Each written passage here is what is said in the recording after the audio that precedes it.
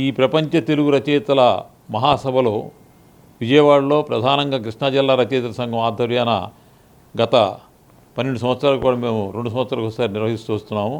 దీనిలో ప్రధాన ఉద్దేశం ఏమిటి, ఒక చైతన్యాన్ని తీసుకురావటం అంతే తప్ప దీనివల్ల మేమేదో సాధించేస్తాం ఈ సభలు చెప్పి అనేటువంటిది కాకుండా అందరం ఒక చోట చేరి ఒక చైతన్యాన్ని తీసుకురావడం అనేటువంటిది యొక్క ప్రధాన ఉద్దేశం.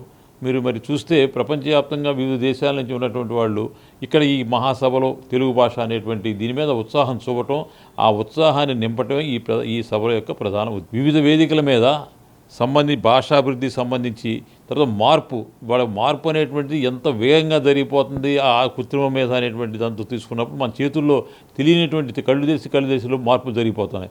ఇటువంటి ఆధునిక నేపథ్యంలో రచయితల యొక్క పాత్ర ఏమిటి, ఈ మార్పుకు వాళ్ళు ఏం చేయబోతున్నటువంటిది ఈ చర్చించి సారాన్ని తీసుకోవడం అనేటువంటిది. పూర్వం రచయితలు తమ పుస్తకాలు వాళ్లే రాసుకుని, వాళ్లే అత్తేసుకుని, వాళ్లే పంచిపెట్టుకుని, వాళ్లే అమ్ముని ఇలాంటి దౌర్భాగ్యత ఉండేది. ఇవాళ పబ్లిషర్స్ వైపు చూడకుండా మనకు వచ్చినటువంటి ఈ వాట్సాప్, ఫేస్బుక్ ఏవైతే ఉన్నాయో మన రచనలు మనం చేసుకుని మనం కనుక ఫేస్బుక్ మీద పెట్టేసుకోగలిగితే దాంట్లో సరుకుంటే అవి విశ్వవ్యాప్తంగా అవుతుంది. కాబట్టి ఆ విధమైనటువంటి సౌకర్యం ఉంది. కాబట్టి సాంకేతికంగా శాస్త్రపరంగా వస్తున్న ఈ మార్పుల్లో భాష పరిరక్షణకు మనం తీసుకోవాల్సిన చర్యలు అనేది ప్రధాన ఉద్దేశం.